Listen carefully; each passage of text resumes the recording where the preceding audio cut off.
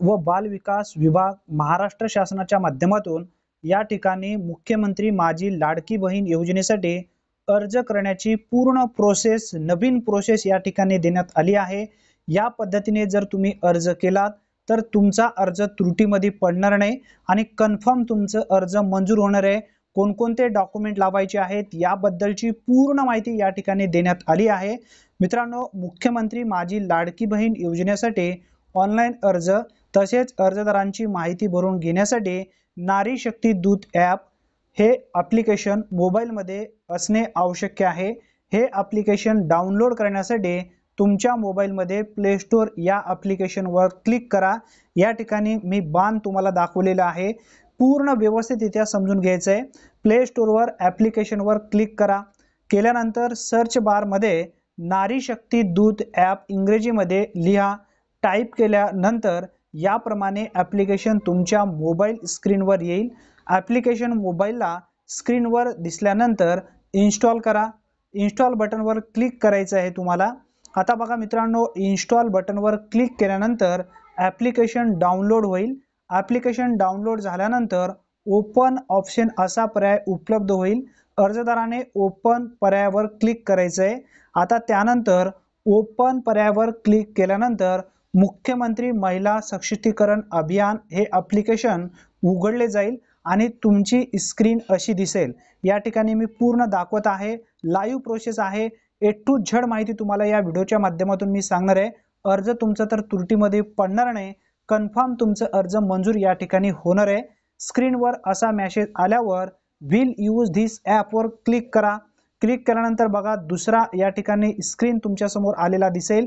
स्क्रीनवर आलेला मजकूर वाचून पुढे जाण्यासाठी डन वर क्लिक करा। डन वर क्लिक केल्यानंतर परत तुमच्या समोर एक दुसरा ऑप्शन येईल, तो म्हणजे स्क्रीनवर आलेला मजकूर वाचून पुढे जाण्यासाठी वर क्लिक करा। यावरती परत एकदा तुम्ही क्लिक करायचं आहे। यापुढे ॲप्लिकेशनमध्ये असे पेज ओपन होईल, त्यावर आपला मोबाईल नंबर आधार कार्डशी लिंक असलेला नमूद करायचा आहे, कारण त्यावरती तुम्हाला OTP येणार आहे। मित्रांनो, मोबाईल नंबर नमूद केल्यानंतर एक्सपेक्ट टर्म अँड कंडिशनच्या बाजूला असणाऱ्या चौकोनी बॉक्सवर क्लिक करा। या ठिकाणी पूर्ण बाण दिलेले आहेत, इथं बाजूला तुम्ही पाहू शकता। त्या मोबाईलमध्ये मी पूर्ण बाण दिलेले आहेत, कोणत्या ठिकाणी क्लिक करायचे आहेत, कशा पद्धतीने क्लिक करायचे आहेत, पूर्ण ए टू झेड माहिती मी दिलेली आहे। क्लिक केल्यावर अशा प्रकारे अटी व शर्ती दिसतील।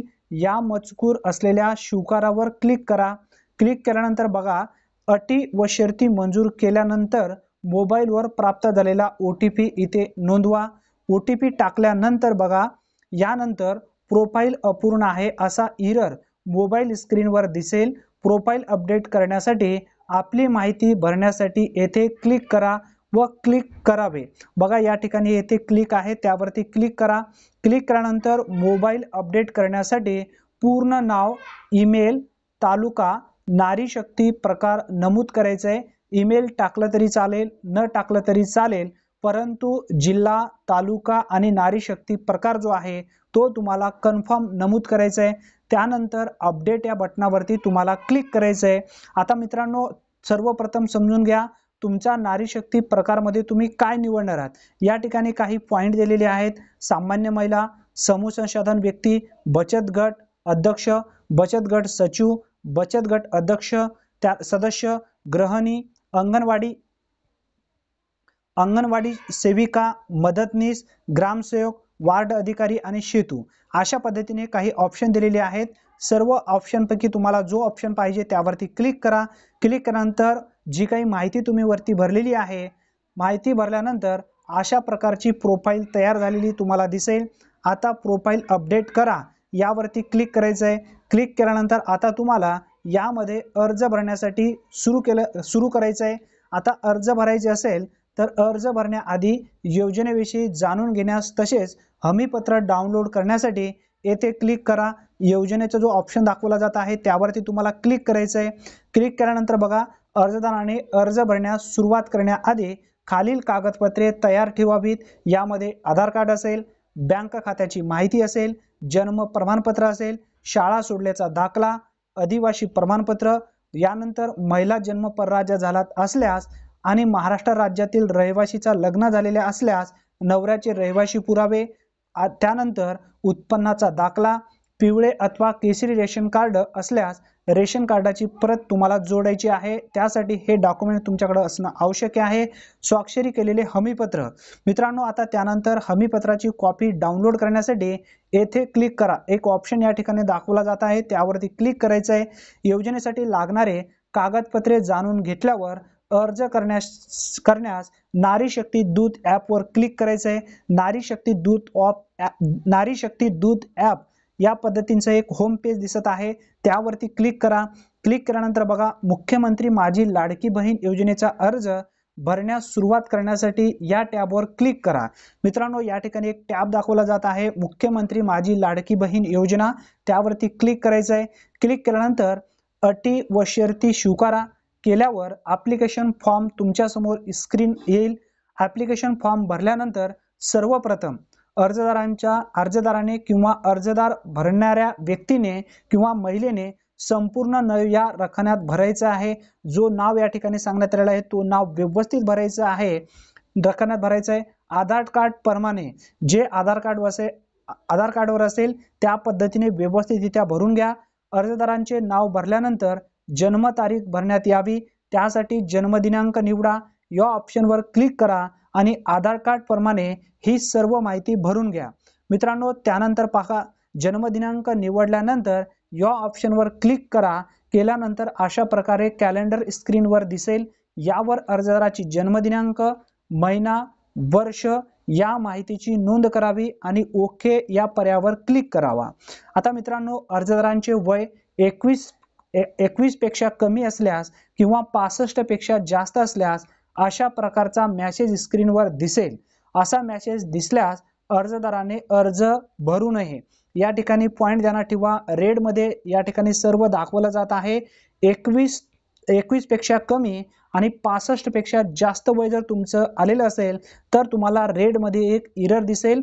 तो एरर तुम्ही वाचून घ्यायचा आहे आणि यामध्ये अर्ज तुम्ही भरण्यासाठी पात्र नाहीत असा उल्लेख या ठिकाणी दाखवला जाईल। जन्मतारीख भरल्यानंतर अर्जदाराने रहिवासीचा भरावा किंवा रहिवासी जो काही तुमचा ॲड्रेस आहे तो ॲड्रेस तुम्हाला त्या ठिकाणी टाकायचा आहे। रकान्यातील दिलेल्या जागी क्लिक करून जिल्हा तुम्हाला निवडायचा आहे। आता मित्रांनो, जिल्हा निवडायचा आहे। जिल्हा निवडल्यानंतर अर्जदारांचा आधार व मोबाईल क्रमांक तुम्हाला टाकायचा आहे। अर्जदार शासनाच्या इतर योजनेचा लाभ घेत असल्यास लाभाची रक्कम नमूद तुम्हाला त्या ठिकाणी करायची आहे। मित्रांनो, होय किंवा नाही मध्ये तुम्ही क्लिक करू शकता। त्यानंतर महिलेचा जन्म परराज्यात झाला असल्यास होय अथवा नाही निवडावे। होय निवडल्यावर परराज्य ड्रॉप डाऊन निवडावे। आता परराज्य ड्रॉप डाऊन निवडल्यानंतर त्यामध्ये तुम्हाला काही माहिती पुढे भरण्यासाठी सांगण्यात आलेली आहे, ती माहिती सुद्धा मी तुम्हाला पुढे सांगणार आहे। अर्जदारांचे खाते ज्या बँकेत आहेत त्या बँकेची पूर्ण अचूक माहिती या ठिकाणी भरायची आहे। IFSI कोड असेल, बँकेचं नाव असेल, पासबुकवर जे नाव आहे ते नाव, त्यानंतर खाते क्रमांक, IFSC कोड, ही सर्व माहिती व्यवस्थितरित्या भरायची आहे।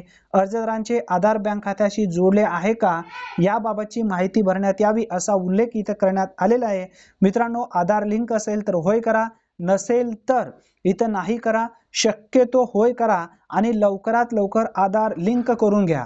आता मित्रांनो, कोणकोणते डॉक्युमेंट्स या ठिकाणी अपलोड करायचे आहेत याबद्दलची माहिती जाणून घ्या। सर्वप्रथम आधार कार्डचा पहिला व शेवटचा फोटो अपलोड करायचा आहे। त्यानंतर महिलेचा जन्म परराज्यात झाला असल्यास आणि महाराष्ट्र राज्यातील रहिवासी लग्न झालेले असल्यास नवऱ्याचे रहिवासी पुरावे या ठिकाणी जोडायचे आहे। यामध्ये कोणकोणते डॉक्युमेंट लागतात याबद्दलची माहिती सुद्धा आपण पूर्वी एका व्हिडिओमध्ये घेतलेली आहे। मित्रांनो, त्या ठिकाणी नवऱ्याचा टीसी तुम्ही लावू शकता, तुमचा जन्माचा पुरावा लावू शकता। त्यानंतर बघा, खाली आहे उत्पन्न प्रमाणपत्र पिवळे किंवा केसरी कार्ड। या ठिकाणी रेशन कार्डचा पहिला व शेवटचा फोटो अपलोड करायचा आहे। महिलेचा जन्म परराज्यात झाला असल्यास नवऱ्याचे पुरावे या ठिकाणी जोडायचे आहेत। मित्रांनो, अर्जदाराचा हमीपत्रामध्ये अर्जदाराचे हमीपत्र अर्जदाराने डाउनलोड करून त्यावर स्वाक्षरी करून अपलोड करायची आहे, प्रिंट काढायची आहे। कोणत्याही ठिकाणी प्रिंट काढल्यानंतर त्या कागदावरती तुम्हाला सही करायची आहे। सही येत असेल तर सही करा, अंगठा असेल तर अंगठा मारा आणि या ठिकाणी अर्जदाराच्या हमीपत्राच्या ठिकाणी अर्जदाराचा हमीपत्र जोडा। त्यानंतर अर्जदारांचे बँक पासबुक अपलोड करावे। अनिवार्य नाही, कारण हे डीबीटी अंतर्गत पैसे येणार आहेत। त्यासाठी वरती जे बँकेचा पासबुक वरील नाव असेल, अकाउंट नंबर असेल, आयएफएससी कोड असेल, ते जर तुम्ही व्यवस्थित टाकला असेल तर बँकेचा पासबुक तुम्हाला अपलोड करण्याची गरज नाही, कारण हे पैसे डीबीटी अंतर्गत आधार कार्डच्या माध्यमातून येणार आहेत मित्रांनो। त्यानंतर अर्जदारांचा फोटो या ठिकाणी अपलोड करायचा आहे।